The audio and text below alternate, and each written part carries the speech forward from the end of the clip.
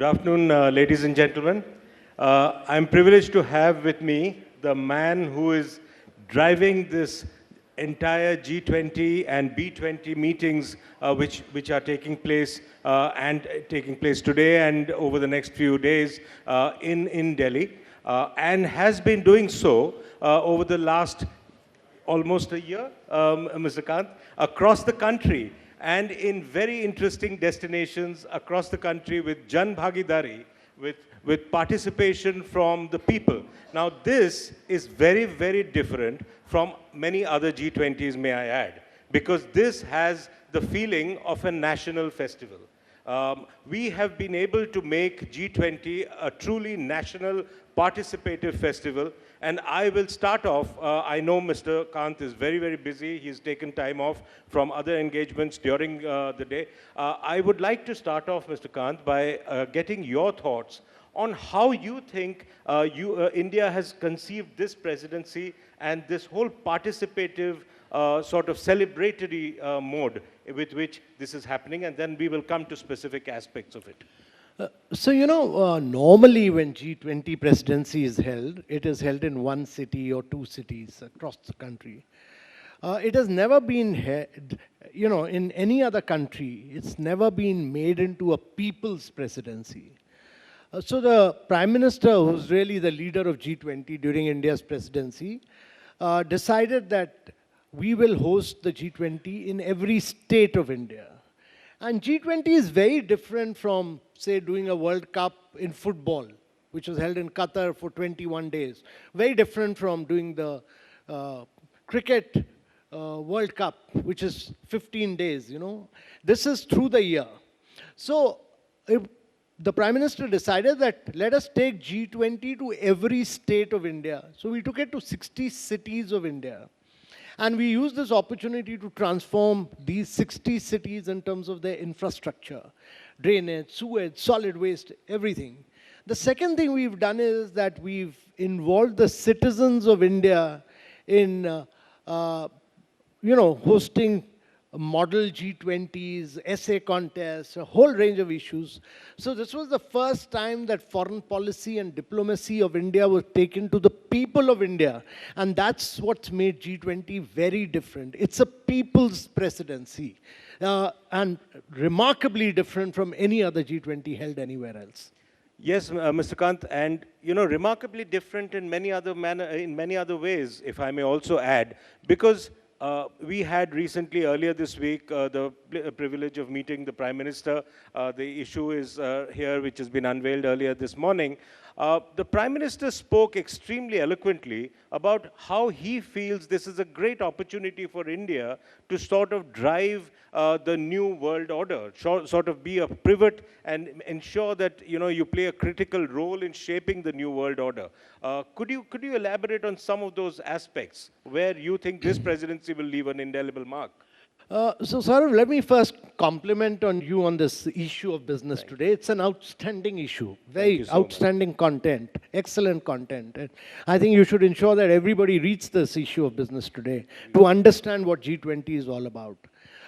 Secondly, if you look at the transformation, there are a couple of trends which are taking place in the world. It's important to understand the paradigm shift that is taking place. One is when G20 started in 2008, the developed world was contributing over about 75% of the global GDP.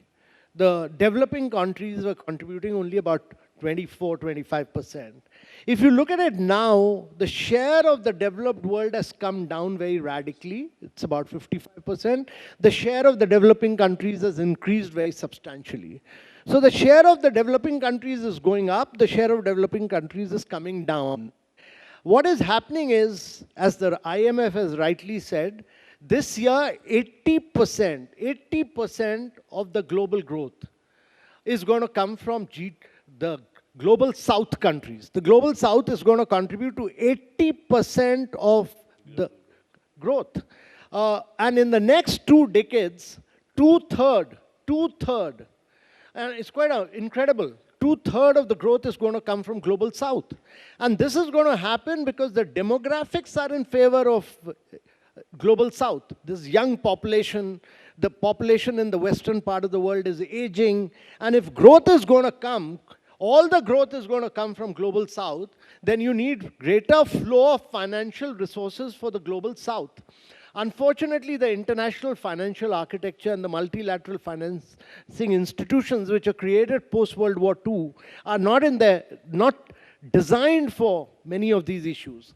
The second trend that is taking place is that there is a movement away from the big tech digitally to models which are open source, open API, interoperable model which allow for greater innovation and allow for private-public play, which India has demonstrated through identity, banking, fast payments, etc. And the third key trend that is taking place is that there is a massive, because of climate action, there's a massive transition taking place in terms of just an inclusive energy transition. So India is at the forefront of all these three transitions. We are driving young demographics, we are driving global growth, we are driving digital infrastructure through digital public infrastructure, and we are driving renewable energy, and we are driving green hydrogen, which will replace fossil fuel. So today we import 200 billion worth of fossil fuel. Our aim is to become an exporter of clean energy by 2047. And these three trends will really redefine the world of tomorrow. Mr. Kant, which are the key takeaways you think? I mean, India, of course, is driving these important items of the agenda, like you just mentioned.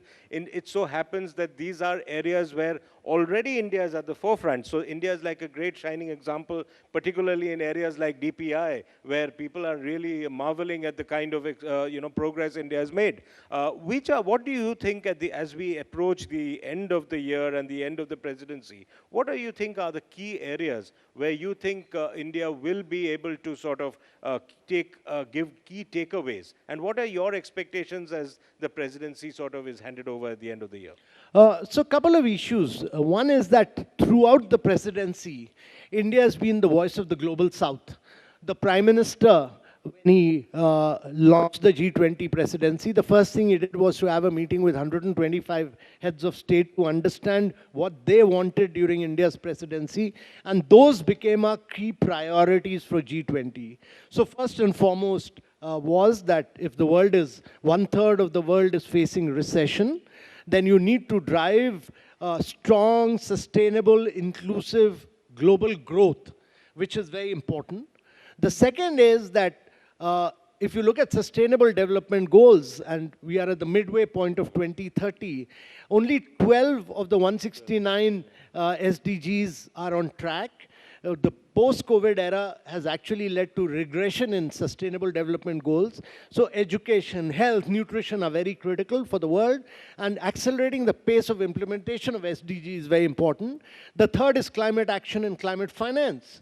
But both climate action and climate finance and SDG require long-term financing for developing countries. And therefore, we've said that our fourth priority will be the reform, redesign, and the restructuring of the multilateral development institutions for the 21st century.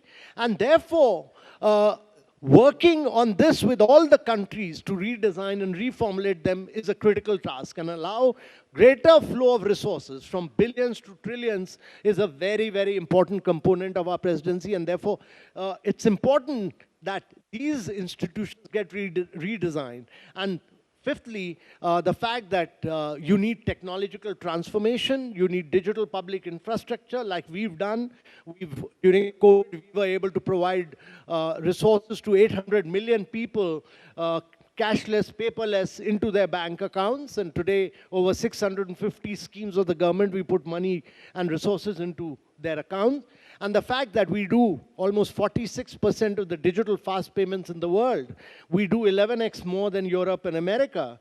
We do 4x more than China. Digital payments, everybody does it on the mobile, using QR codes now. So that, if you look at the world, 4 billion people do not have an identity. 3 billion people do not have a bank account. 133 countries do not have a fast payment mechanism. So you need to take the model of DPI of India to the rest of the world, especially the global south. That's important. So we needed an acceptance of digital public infrastructure. You needed an acceptance of the framework for digital public infrastructure, because there's no global definition. The world does not recognize DPI at the moment. So we are going to do that during our presidency. And lastly, as the Prime Minister said very clearly, that our presidency must drive women-led development, women empowerment, gender equality, because 50% of the world will be women. And without them, you can't drive growth. So you need to have better learning outcomes, health outcomes, better nutritional standards for them. And that is what we are driving at. But clearly, the focus is on the global south. We've shifted the voice away from the developed world to the developing world. We've demonstrated that G20 will be the voice of the global south. That's absolutely right, Mr. Kant. Just before this session, the World Economic Forum President Borge Brande was here. He mentioned something very interesting, that he sees over the next maybe 10 years or so, G3 emerging, where India will be one of the three with US and China. What are your thoughts? Do you think, in a sense, this G20 presidency has sort of laid the foundation for India to be really, really at the center stage of world global growth and prosperity and drive that agenda? So we are now the 5th largest economy in the world. We were the 10th in 2014. We've come to the 5th. We will definitely attempt, as the Prime Minister said, to be the 3rd largest economy by 2027 end. But our objective has to be to grow at high rates to be a $10 trillion economy by 2030. And that's critical. And I quite agree with Borge that this is really the India's decade. And we've carried out all the structural reforms. We have young demographics in our favor. We are firing on several cylinders, from services to manufacturing to agricultural productivity to urbanization. All these are key trends, and therefore digital public infrastructure will enable us to leapfrog. Now you need the states to be, Indian states to be the key champions of India's growth story. So if India grows at 8% plus for 3 decades or more, I think we'll definitely be the key players in the world. I think this is truly India's decade. This is the rise of India's decade for various reasons, and we must demonstrate our will that the reforms that have been carried out, the structural changes that have been made, must be implemented by the states as well to enable India to emerge as one of the big key players. But this is truly India's decade. Mr. Kant, yesterday you were at the B20. I heard you speak very eloquently about many of these points. I also heard you say something very interesting about growth with free trade. As countries become a little more inward-looking and all of that, how do you think that will be one of the key challenges the G20 will have to work on collectively and ensure that that really takes place? So Saurav, we've done an analysis of previous pandemics, and if you look at previous pandemics which have taken place in the world, after every pandemic, you've had a story of protectionism for the next 5 to 6 years.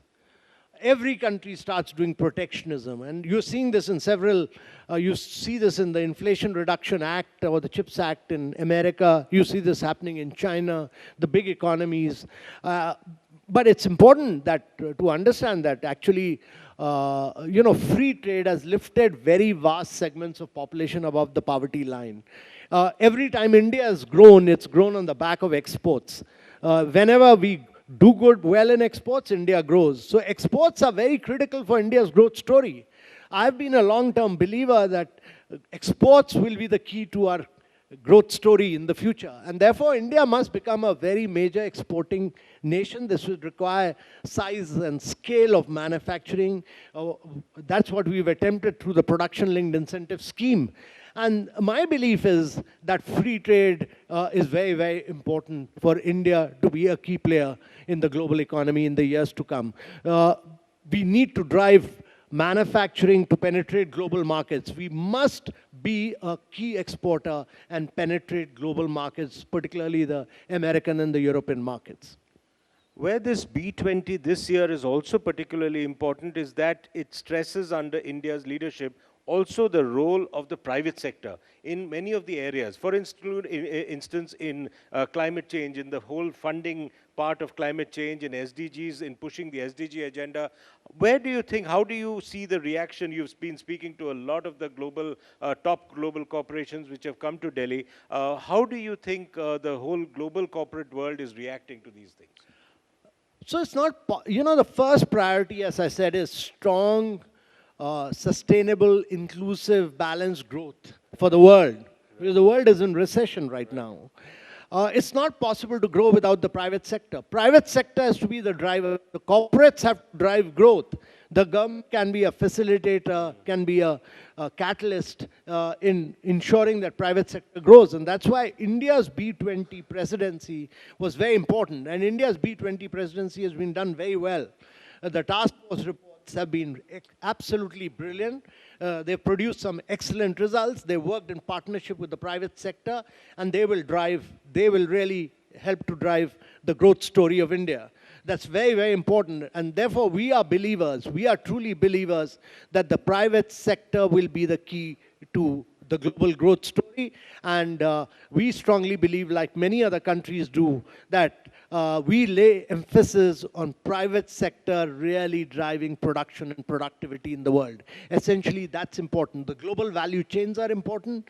Demonopolizing these global value chains from one country to several countries is important. In the long run, it's the private sector which drives growth, and India's G20 presidency has assisted and supported B20 in a very big way. This is probably the best B20 ever held.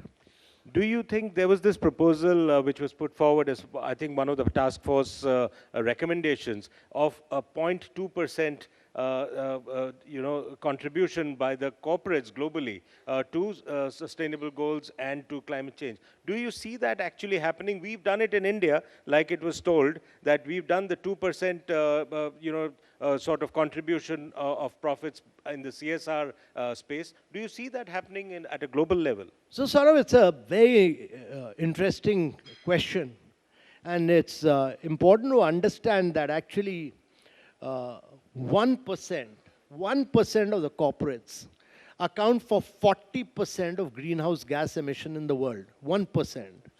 The challenge is that we don't have machine-readable data. We are not able to put that data in front of the public to say that these are the 40%, these are the companies which are contributing to 40% of the greenhouse gas emission. Nobody is clear about that. And then we do not have a Moody's like we rate countries. You are rating countries, but you don't rate corporates on the basis of their greenhouse gas emission. So what you need is that the corporates, the stock exchanges across the world must have one interoperable framework. We must have machine-readable data saying that these are corporates polluting, and we must penalize them, and we must say there will be a credit rating to them on the basis of their greenhouse gas emission, and markets will penalize them. That's the most important thing in the world to my mind today. But more important is that at least these companies which contribute to 40% of the greenhouse gas emission, not 0.2%, but I think 1%, they must contribute to climate action and SDGs. But that's a process in evolution. That's a very good thought idea which has come in from B20. We'll try and discuss with the G20 and try and take it forward. So that's something you'll definitely pursue at the G20. Of course. Meeting. All fascinating ideas, all interesting ideas are there to be pursued. This is a very, very interesting one of getting the large corporates, global corporates to contribute, he says 1% of their profits to climate action because they're the top 40%, 40 companies are the biggest polluting. Mr. Kant, I'll come back to the other big issue of the reform of multilateral development banks. Now, that's again a challenge. There is a big report which has already been put out. The second report, where Mr. Singh, N.K. Singh is one of the co-chairs, is also expected. What are the expectations you have that this will actually again go to fruition? Because that, as you rightly said, is critical to the, the taking forward of the SDG goals, financing of the global south in that sense, bringing in more funds for the global south. How do you see that taking place? So there are several components to this. The first report has been brought out, and the finance ministers, the finance track, the FMCBG as it is called, the finance bank and the central bank governors have sent it back, noted it and sent it back to the boards of the respective financial institutions to have a look to see what more funding they can do within their existing equity base, within their capital framework, capital adequacy framework, what more lending can they do without, because for them, maintaining their credit rating is also important. Yes. So what more lending can they do within that? And that's quite a bit can be done. And that's for the individual banks to see. The second bit is that how are you able to use your balance sheet, or if not your balance sheet, many other balance sheets, to be able to do more of private sector lending. There's no shortage of money in the world. That's right. I mean, there's 350 trillion. The world needs 6 to 7 trillions. But there is 350 trillion available in the world. 150 trillion is available with sovereign wealth funds and pension funds. How do you make that money move to the global south? Because the risks here are more. So the balance sheets, if they can be used to do more of indirect lending, that is, blended finance, that is, to my mind, credit, how do you credit enhance? How do you do first loss guarantees? There are various ways to provide more lending. So that needs to be done. That is, we are going to do no more direct lending, we are going to do indirect lending, and on the back of what we lend, we'll do 15x more lending. That's the key, to my mind, and that is where these institutions need to move towards. Thirdly, I think to the international financial architecture, what is happening is that resources are moving from developing countries to the developed world. It could be vice versa. Inflation in the developed part of the world leads to higher interest rates, and then it moves. Yeah, so there's the financial architecture needs to be restructured.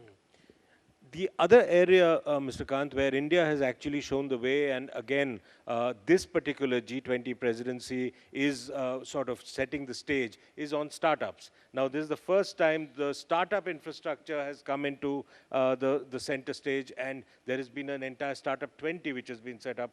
Tell us a little more about what you expect as the outcomes from that. So it started from the fact that we've been able to establish the third best ecosystem in the startup movement in the world in a very short period. Yes. And we have over about 110,000 startups now. We have over 110 unicorns. And therefore, we thought that if technological innovation and technological developments have to take place, then you need to put the startups together. So we've had a very lively, very vibrant startup movement for the first time, which was done during our presidency. We've had all the countries vigorously participate in it. And I think a lot of young people participated in this because we showed that actually these are startups, many of them are national assets because they've used the digital identity to do paperless, cashless credit. Several of them have done paperless, cashless wealth creation. Young startup like Zerodha controls about 29% of the stock market, gone to tier 2, tier 3 and cities. And then you have number of young startups like GoDigit and Acco, which are doing insurance on the mobile, on the go. So what you're seeing is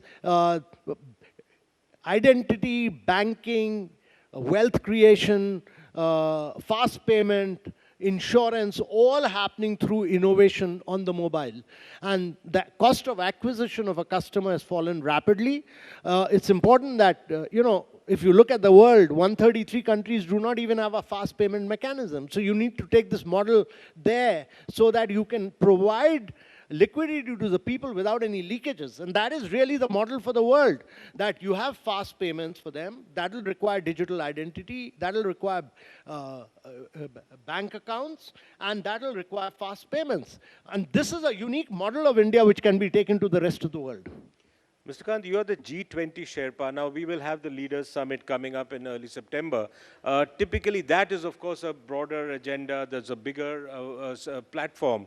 How much of the B20 takeaways do you realistically see being discussed and agreed upon at this year's G20 Leaders Summit? So a lot of B20 recommendations, these communiques are being examined. In many ways, they will find a very distinct component in the, as we go forward in our discussions, because without the private sector, you can't have global growth. If 1/3 of the world is suffering from a crisis of slowdown, and I mean, we must understand, Germany has gone into recession now. That's right. 1/3 of the world is in recession. 75 countries of the world are in global debt crisis. So if you want to solve that without private sector, you can't solve it. So private sector has to play a very key, critical, and a very major role in this. The Prime Minister, in fact, now that you mentioned the debt crisis also, in our interview, he's spoken about the whole debt restructuring piece. Where do you see that heading and the role India is playing on that? So, there are several countries impacted by the global debt crisis. This issue has been discussed extensively in the finance track. So you've seen the Sri Lanka solution, you've seen Zambia, Chad, Ethiopia, many other countries finding a solution to this because of the various initiatives that India has taken. That's a burning priority of the global, of the finance track, actually. And what India, of course, has done some of these things which we just discussed. How much of it do you see as the presidency eventually changes hands? How much do you see is the issue of continuity, which I want to raise here? How much do you see actually taking place beyond? Now, India can do this much within its presidency. How much of influence do you think India can wield carrying forward these wonderful, new initiatives which we have done into the next year and for subsequent years? So, Saurav, for the first time in G20, you have 4 developing countries, one after another, holding the G20 presidency. Yes. Unfortunately, Indonesia was hit by the Ukraine war in very, very big way. So it wasn't, I'd honestly be saying that they did their best. But ambition was lacking because of the COVID and because of this. But during India's presidency, right from the word go, we've put Ukraine on the back burner. And we've said that the ambitions of the developing countries and the global south must be in the forefront. So we've brought the agenda of the global south, the developing countries, and we said that growth is taking place in these countries. And therefore, we put this agenda of development in the forefront and put every other issue at the back front. And therefore, my view is that that should be the strategy of Brazil, that should be the strategy of South Africa, that they should continue to bring the global south and the developing countries right in the forefront. Because without that, you will not be able to uplift people. If you want a human-centric approach to growth, you can't do that without the developing countries driving, because they are really young demographics. Can you believe it? 6 of the fastest growing countries in the world are today in Africa. 6 of the top 12. So that means growth is going to come from India, it's going to come from Africa.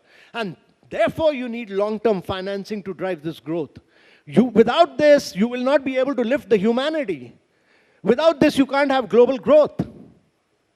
Which is what the Prime Minister told us also, if you do not include the African nations, how can you talk about Vasudhaiva Kutumbakam, that development for everybody? So this is the first time that the Prime Minister wrote to all the leaders that African Union must become a permanent member of G20. That was a bold move. And that means that you're providing inclusion to G20. And that means that you'll actually be giving a voice to 55 countries of Africa during the G20. And that's a very big move.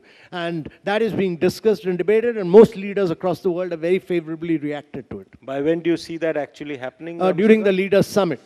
So that because the Prime Minister also spoke very hopefully about that. No, we are very, very optimistic about this. Prime Minister's voice has had a big resonance across the world.